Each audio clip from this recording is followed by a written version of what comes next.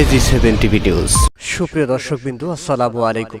প্রথমে জানিয়ে দেব আজকের সংবাদ শিরোনাম। আল্লামা দেলোয়ার হোসেন সাঈদীর মুক্তির চেয়ে বিশ্ববিদ্যালয় শিক্ষকদের আবেদন। নেতাকর্মীদের মুক্তির চেয়ে স্বরাষ্ট্রমন্ত্রীকে চিঠি দিয়েছে বিএনপি। তারপরে থাকছে সংকট মোকাবেলায় জাতীয় ঐক্যের তাগিদ, বিএনপির নেতা রুহুল কবির রিজভীর। এবার পুরো বিস্তারিত সংবাদের পুরো অংশটি দেখতে আমাদের সঙ্গেই থাকুন এবং লাইক কমেন্ট শেয়ার করে সারা বিশ্বকে জানিয়ে দিন। বিশ্ববরেণ্য মুফাসসিরে কুরআন আল্লামা দেলোয়ার হোসেন সাঈদীর মুক্তির চেয়ে বিভিন্ন বিশ্ববিদ্যালয়ের শিক্ষকরা একটি বিবৃতি দিয়েছেন। প্রফেসর আহসান ইমরোজের সই করা এই বিবৃতিতে তারা বলেন, দীর্ঘ 50 বছর ধরে দেশে বিদেশে কোরআনের তাফসির পেশ করছেন আল্লামা দেলোয়ার হোসেন সাঈদী। জাতীয় সংসদে দুইবার নিজ এলাকা থেকে তিনি জাতীয় সংসদে সদস্য নির্বাচিত হয়েছেন। তিনি দেশ এবং জাতির কল্যাণে গুরুত্বপূর্ণ ভূমিকা পালন করেছেন। তারা বলেন, বহু মানুষ তার তাফসির শুনে ইসলামী জীবন যাপনে উৎসাহিত হয়েছেন। লাখো তরুণ আলোর দিশা পাওয়ার পাশাপাশি হয়েছেন দেশপ্রেমে উদ্বুদ্ধ, পেয়েছেন আল্লাহর পথে চলার প্রেরণা। দেশে বিদেশে বহু মানুষ হৃদয় দিয়ে তাকে ভালোবাসেন।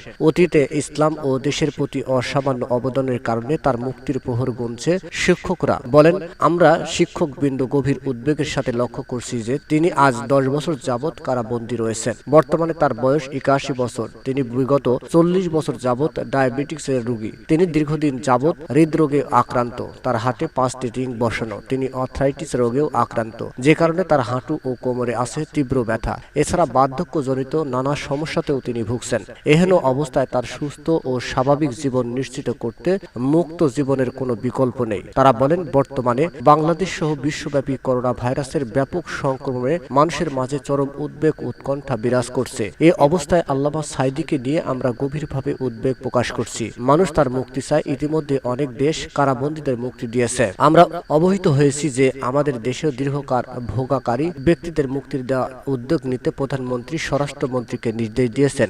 এতে গোটা বিশ্বব্যাপীর সাথে আমরাও আশান্বিত হয়েছি যে সর্বোচ্চ গ্রহণযোগ্য একজন ইসলামিক চিন্তাবিদ ও বয়োবৃদ্ধ দেশপ্রেমিক কারাবন্দীকে সরকার মুক্তির উদ্যোগ গ্রহণ করবে। তারা বলেন, এহেন পরিস্থিতিতে ধর্মীয়, মানবিক ও বয়স বিবেচনায় বিরাজমান বৈশ্বিক করোনা মহামারী সংক্রমণ থেকে উত্তরণের লক্ষ্যে আল্লাহ তাআলার রহমতের প্রত্যাশায় আল্লামা দেলোয়ার হোসেন সাঈদীকে মুক্তি দেওয়ার জন্য আমরা সরকারের প্রতি আহ্বান জানাচ্ছি।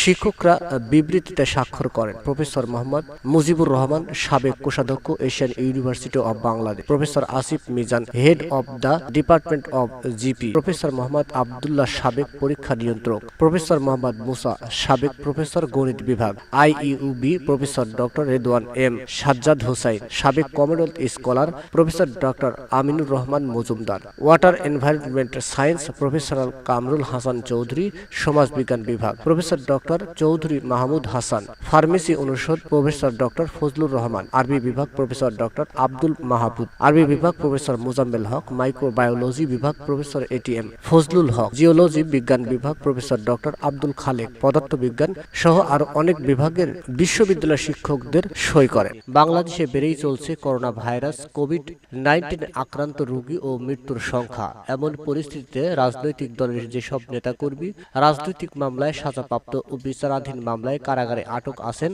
তাদের মুক্তি দিতে স্বরাষ্ট্রমন্ত্রী আসাদুজ্জামান খান কামালকে চিঠি দিয়েছেন বিএনপির মহাসচিব মির্জা ফখরুল ইসলাম আলমগীর। দুপুরে সচিবালয়ে স্বরাষ্ট্রমন্ত্রী বরাবর এই চিঠি পাঠানো হয়েছে।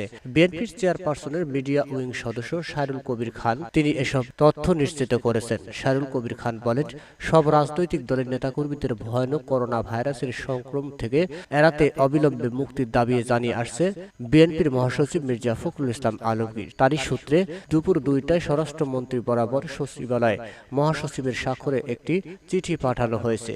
তবে কিভাবে চিঠি পাঠানো হয়েছে বা দলের পক্ষ থেকে কে চিঠি নিয়ে গেছেন সে বিষয়ে জানাতে অপারগতা প্রকাশ করেন শায়রুল কবির খান।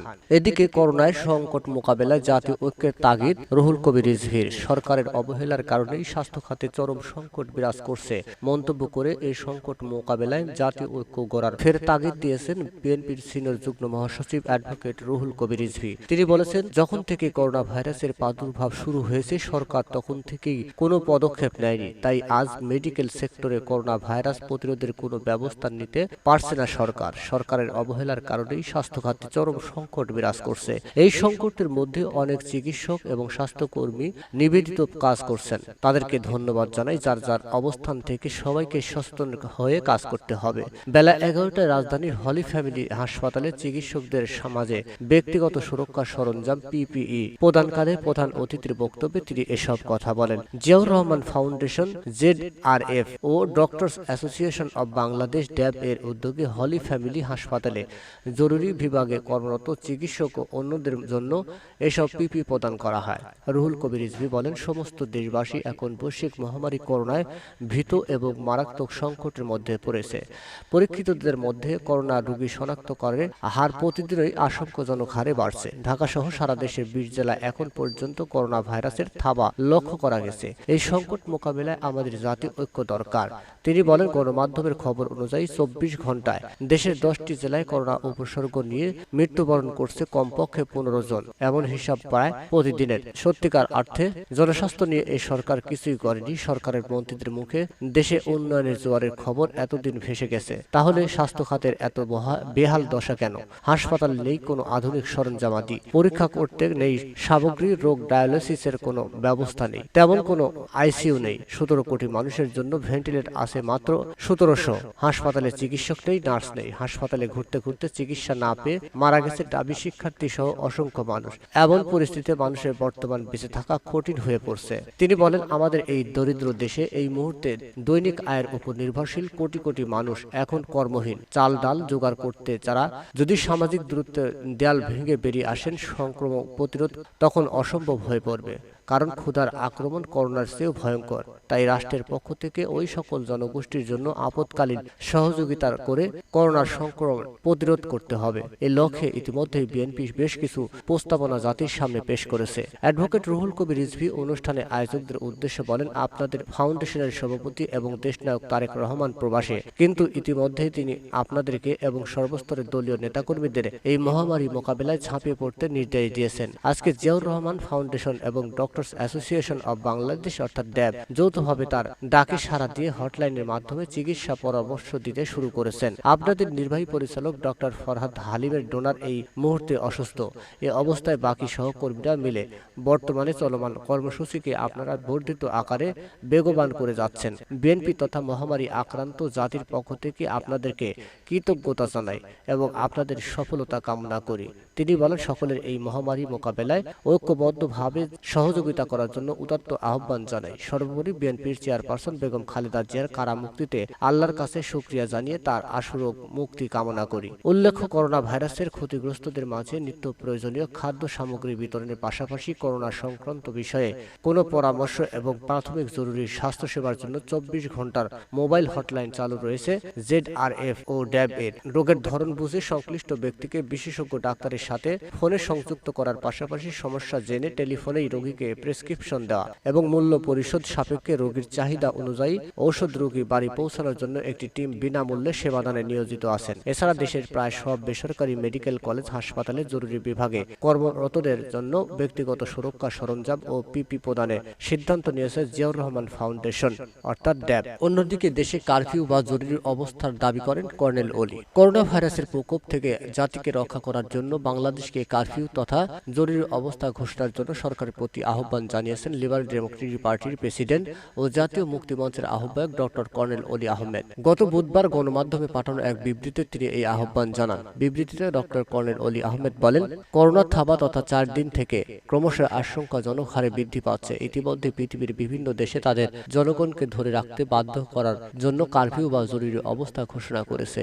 অবহেলা করলে দেশের বিশাল ক্ষতি সাধিত হবে। দেশবাসীকে রক্ষা করতে কারফিউ বা জরুরি অবস্থা ঘোষণা এখন সময়ের দাবি। তিনি বলেন, জনগণের উদ্দেশ্যে আমি বিগত 1 মাসের মধ্যে 3 বার কিছু পরামর্শ দিয়েছিলাম। এটা কারো বিরুদ্ধে কোনো বক্তব্য ছিল না। আপাতত দৃষ্টিতে মনে হচ্ছে আপনারা আমার বক্তব্যগুলো পড়েননি এবং আমলে নেননি। এখন অর্থবিত্তের কথা চিন্তা না এনে জীবন বাঁচানোর চেষ্টা করেন। বেঁচে থাকলে অর্থের সংকট হবে না ইনশাআল্লাহ। বিবৃতিতে তিনি আরো বলেন, সমগ্র জাতির প্রতি আমার বিনীত অনুরোধ, সরকারের উপর সম্পূর্ণ নির্ভরশীল হওয়া উচিত হবে না। বিগত দিনের কৃতকর্মের জন্য আল্লাহর কাছে প্রতিনিয়ত ক্ষমা চাইতে হবে। সরকারি নির্দেশ নির্দেশ অনুযায়ী শারীরিক দূরত্ব বজায় রাখতে হবে। দয়া করে অতি জরুরি না হলে নিজ ঘর থেকে বের হবেন না এবং পরিবারের কাউকে ঘর থেকে বের হতে দেবেন না। কর্নেল অলি হতাশা প্রকাশ করে বলেন, দুঃখের বিষয় হলো জনগণ এখনো অবাধ চলাচল অব্যাহত রেখেছে, যা করোনা ভাইরাস ছড়ানোর জন্য সাহায্য করছে। নিজে সুস্থ থাকুন, অপরকে সুস্থ থাকার জন্য সাহায্য করুন। আপনার সামান্য অবহেলার অন্যের মৃত্যুর কারণ হতে পারে, যা একজন মানুষের জন্য কাম্য নয়। সকল প্রকার অনাচার, অত্যাচার, অবিচার, নগ্নতা, অসামাজিক কার্যকলাপ থেকে বিরত থাকুন। এদিকে হোম কোয়ারেন্টাইনে থাকবেন বেগম খালেদা জিয়া, জানালেন মির্জা ফখরুল ইসলাম আলমগীর। নির্ধারিত 14 দিনে হোম কোয়ারেন্টাইন শেষ হলেও দেশে চলমান করোনা পরিস্থিতি উন্নতি না হওয়া পর্যন্ত হোম কোয়ারেন্টাইনে থাকবেন বেগম খালেদা জিয়া। মোবাইল ফোনে সাংবাদিকদের এসব কথা জানান বিএনপির মহাসচিব মির্জা ফখরুল ইসলাম আলমগীর। তিনি বলেন, করোনা ভাইরাসের সংক্রমণে এখনো সারা বিশ্বে যে অবস্থা এবং সারা দেশে এখন লকডাউনের মতো হয়ে গেছে, এ অবস্থার পরিপ্রেক্ষিতে তো দীর্ঘ এবং উন্নত চিকিৎসার প্রয়োজন হবে। ফিরোজার গেটে পাহারারত নিরাপত্তা কর্মীরা জানান, ম্যাডামের বাসায় প্রবেশাধিকার সংরক্ষিত করা হয়েছে। শুধুমাত্র চিকিৎসক টিমের সদস্যরা ও কয়েকজন নিকট আত্মীয় স্বজনরা আসতে পারবেন। নিউজটি সম্পূর্ণ দেখার জন্য সবাইকে ধন্যবাদ। বাংলা নিউজের পরবর্তী আপডেট পেতে আমাদের চ্যানেলটি সাবস্ক্রাইব করুন। নিউজটি ভালো লাগলে অবশ্যই লাইক, কমেন্ট, শেয়ার করে আমাদেরকে জানাবেন। ধন্যবাদ।